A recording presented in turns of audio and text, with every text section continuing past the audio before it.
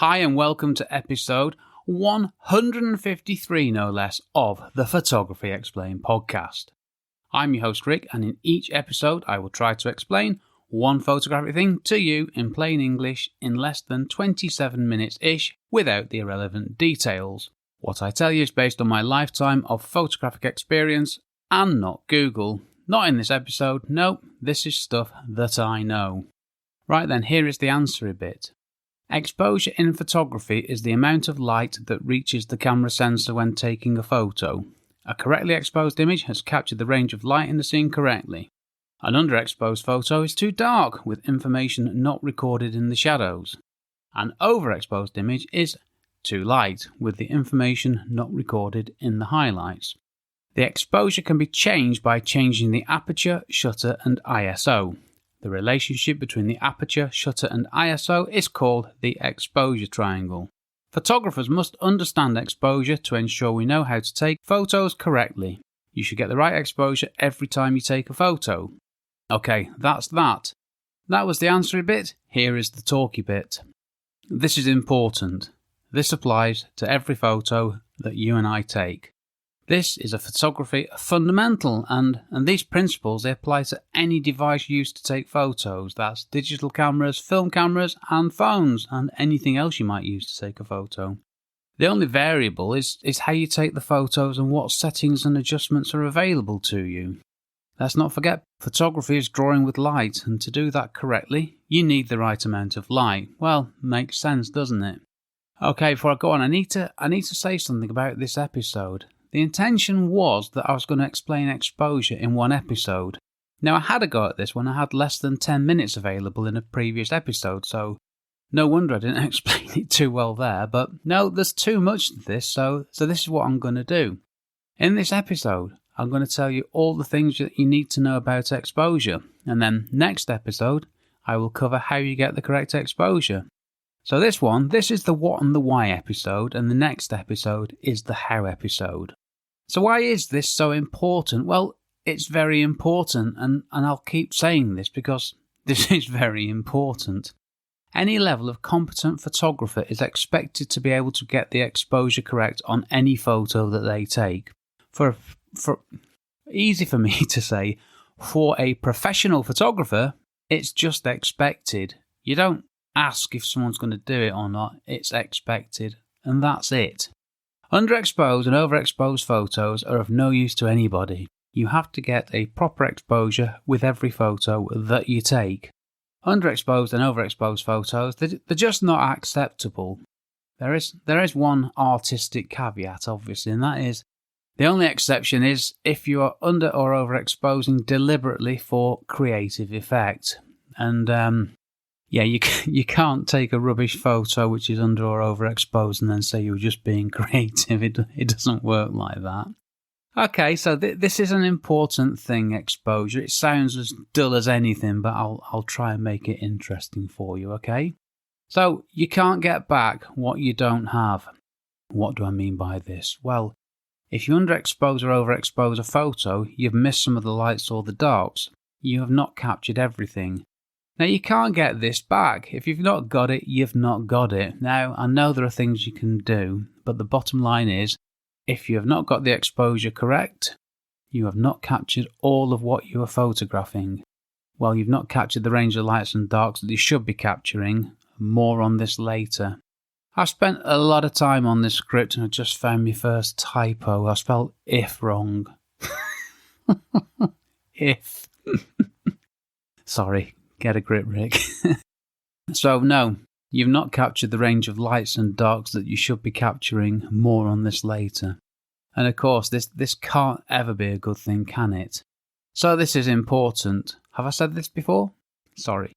It's important because if you don't get the exposure right, you have not taken the photo correctly, and you might not get the photo that you intended. And worse still, there's nothing you can do about it after the event.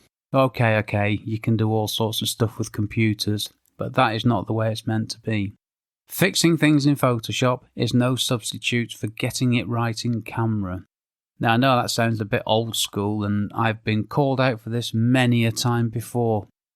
I once had feedback from somebody because I wrote an article about layers and why I don't use them, and one person very angrily got back to me and said, "How can you not use layers as a photographer? I've used layers to save my backside many a time over." And I thought, really? What does that actually mean?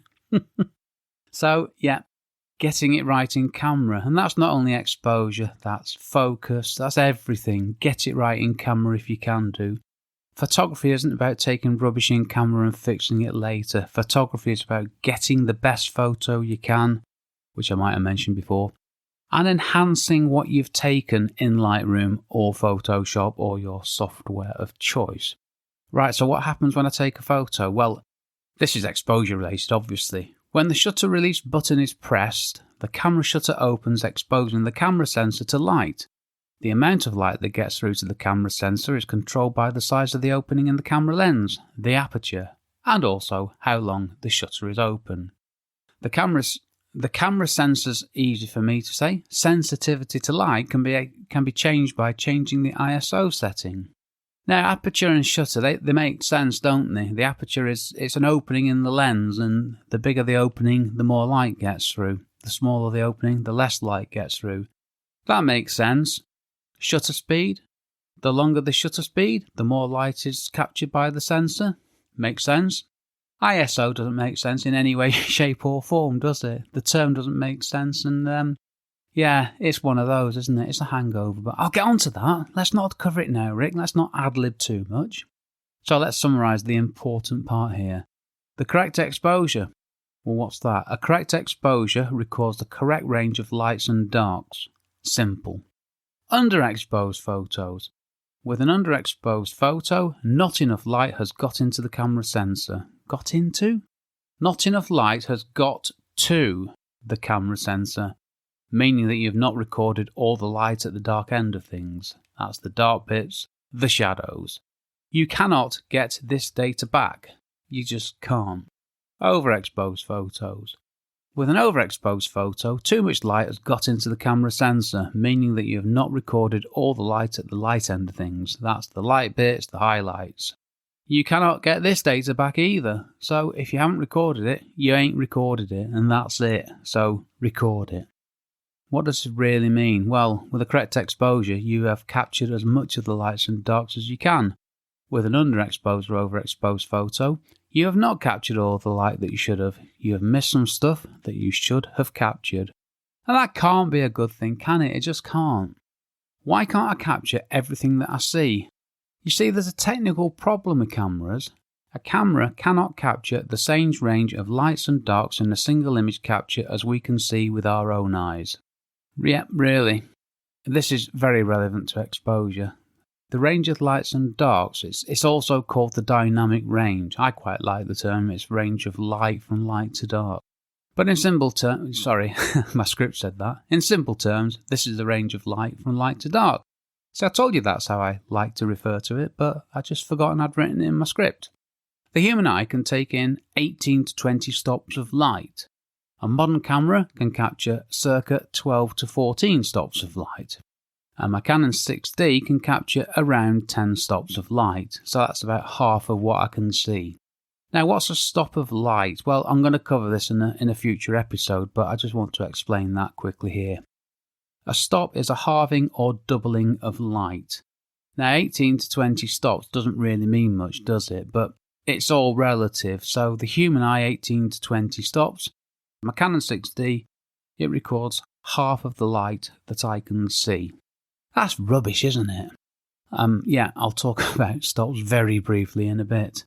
There are some other terms which I'd like to just cover briefly. First one is exposure value. Exposure value is a term that goes back to the film days. You can calculate the exposure value using a formula. Now, have I ever done this? Nope, I have not. So, this is not something that we need to worry about, in my humble opinion, okay? So we can move on. But now, the stuff that we do need to know. Let's quickly look at how you control the amount of light in an exposure and what the components of an exposure are. Aperture. The aperture is typically a metal bladed thing built into the camera lens. You can adjust the aperture size to allow more or less light in. There are other things that changing the aperture does, but I'll come on to them in a separate episode. Every camera, so this is aperture specific stuff related to exposure. Every camera lens has a maximum and a minimum aperture. The maximum aperture is the smallest number, i.e. f2.8. The maximum aperture lets the most light in. So small aperture number equals large or wide aperture. I know it's unfortunate that it ended up that way round because it's the wrong way round, isn't it? And there is also the minimum aperture, which is the largest number, i.e. f22, and the minimum aperture lets the least light in. So the minimum aperture is the largest number. Large aperture number equals small or fully stopped down aperture. Large aperture number equals small aperture. Yeah, it's really unfortunate that they've done it this way round. If you're starting again now, you'd probably start with 1 to 10, wouldn't you? With 1 being the smallest and 10 being the biggest. That'd be like a metric linear thing, but oh no, we've got f2.8. I mean, what does f2.8 mean exactly? I've got no idea. And I nearly said then, I'm not going to lie to you, but I've stopped myself because I shouldn't be saying that, should I? I mean, some of these numbers and terms and relationships, they really don't help us, do they? And it's no wonder some people just use a phone and are happy because you don't have all this stuff to fathom out, do you? And yeah, there's much more to aperture, things such as depth of field, all that good stuff, but this is the bits I've covered which are related to exposure. And thinking about this on a phone, you probably can't change the aperture. If I can change the aperture on my iPhone, I really don't know how to. Moving on to shutter speed. Well, the camera shutter, this is in the body. When the shutter release button is pressed, the shutter moves, exposing the camera sensor to light. The shutter speed selected determines the length of time the camera sensor is exposed to light. A fast shutter speed lets less light. A fast shutter speed, you've got to be careful how you say that. A fast shutter speed lets less light in than a slower shutter speed. A fast shutter speed is, say, I don't know, 1/1000th of a second. Why did I say I don't know then, as though I'm ad-libbing it when I'm reading it off a script? So a fast shutter speed, say, 1/1000th of a second. This is a short exposure. A faster shutter speed can be used to freeze moving things. But a slow shutter speed, about a second. Obviously there's a shutter speed range, I'm just giving you broad examples here. I mean, this is also called long exposure, and you can use a slower shutter speed to create motion blur, amongst other things. Again, there's more to shutter speed than just the exposure time, but this is the bit that matters when I'm talking about exposure. And it makes sense, doesn't it? Shutter speed open longer, more light in. Shutter speed open less time, less light in. And if you combine that with the aperture, large opening, more light, small opening, less light, you can see how the two can work together. So that's fine and it makes sense. And then we throw in ISO, an odd term, an odd name for a term. ISO in photography refers to the sensitivity of the camera sensor to light. This is very much a hangover to film days, and more on this in a separate episode. I'm not going to bore you with this one now. Boy, have I got a dull episode coming up. So ISO 100 is a low ISO, and you can use this in brighter conditions. ISO 3200 is a higher ISO, and you can use this in less bright conditions. Again, I'm just giving you an idea of what the different numbers mean and how they can apply practically. But the higher the ISO used, the higher the risk of digital noise and other bad stuff. ISO is also known as ISO speed, which again is another hangover from film days.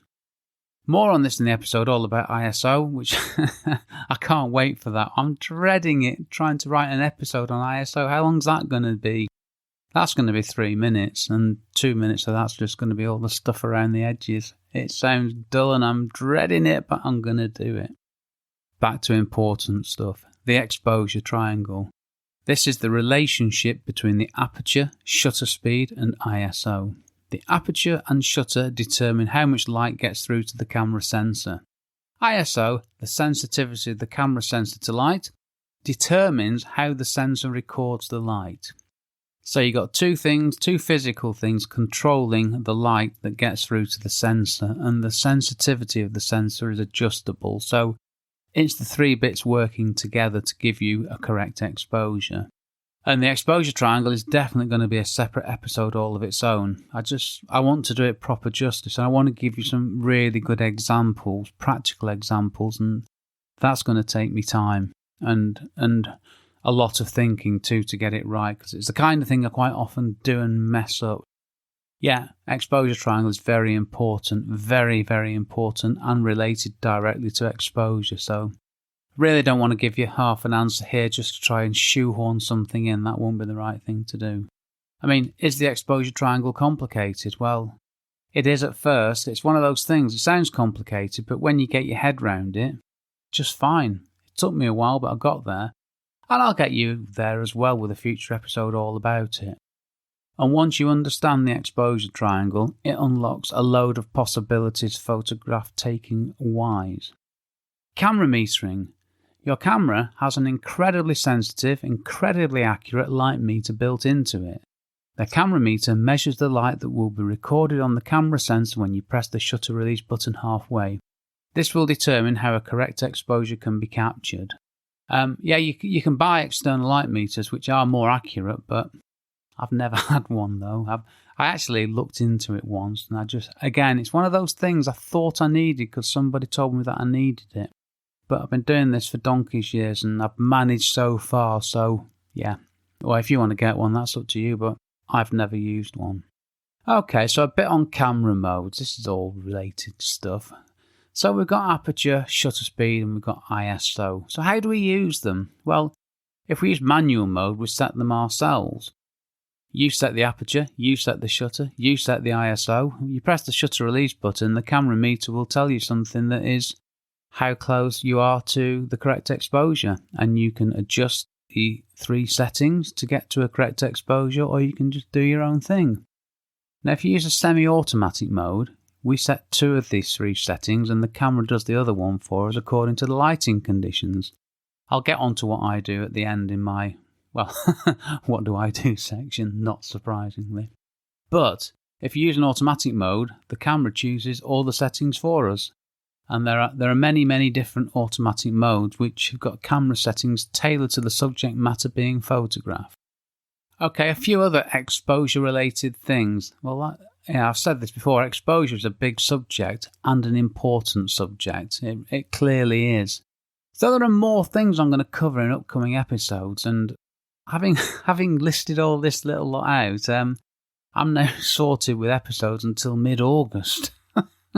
Mid-August, would you believe? I'm still in March here. So I've got titles for April, May, June, July, August. Fantastic.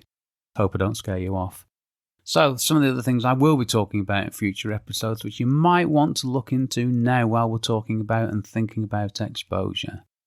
Histograms. Well, these are a visual representation of the light recorded in a photo.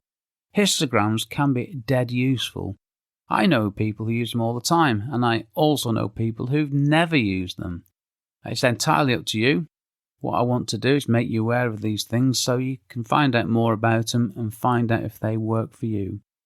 I use them from time to time, not a lot, but I sometimes use the information when I'm processing, but being completely honest, I take most of my photos without checking a histogram, okay? Exposure compensation. This is a way of changing the camera settings very quickly to get the best exposure that you can. Now, I use this all the time. Bracketing is when you take more than one photo at a time using different camera settings which you will combine later. Remember, we can't get the range of lights and darks in a single photo that we can see with our own eyes. Well, this can help. It can give us more data at both ends of the scale. And it's not a bad thing. It's not. Bracketing or auto-bracketing or auto-exposure bracketing, it's an excellent thing to do. I'd like to say it's an advanced technique because I think it is, but I use it all the time and it helps me. HDR, oh dear. HDR is high dynamic range. I've mentioned dynamic range before in this episode. HDR is not a bad thing. It is just another thing that we can do to help us. And it's pretty much the same as bracketing, and it has a bad press, and if you say to people I use HDR, they could have a go at you. Stops. Yes, stops. Stops in photography. Yeah, another strange term in photography that I will explain, and what I'm going to do is find out where the term came from, because I don't know. But in a nutshell, I love that term. A stop is a halving or a doubling of light. You've got f-stop, stop, exposure stop, f-stop values, stops. All these terms, they're all one and the same thing, and I'm going to get to the bottom of this little lot once and for all our sakes. And yep, there's some work for me to do on this one, because I need to get this one structured right to make sense. Okay, talk a bit over. What if I use a phone and not a camera? Well, with a phone, you don't have all the adjustments they have with a camera, which is a good thing and a bad thing depending on your point of view. And with a phone, you have all sorts of computations and electronic trickery available to you, which is a good thing and a bad thing depending on your point of view. A phone will do a great job most of the time, but there are times when you need to do more. You need to change where the phone focuses or meters, or use an app to help you. And that just gave me another idea. Another episode is born. I'll be in September before I know it. How do I get the correct exposure with my camera phone? Is that an episode's worth? I think it might be. So I'll add it to my list, and another one that I'll need to do some work on, which is fine because it means I'm learning too. What if I use a film camera? Well, this is a new bit. What if I use a film camera? I've added this in as there are folks out there who are happily taking photos with film cameras. And I'm sure there are professional photographers out there still shooting with film cameras. So everything applies apart from one thing. You have to get things right the first time, as you don't have the opportunity to take loads of photos and check them to see if you got things right.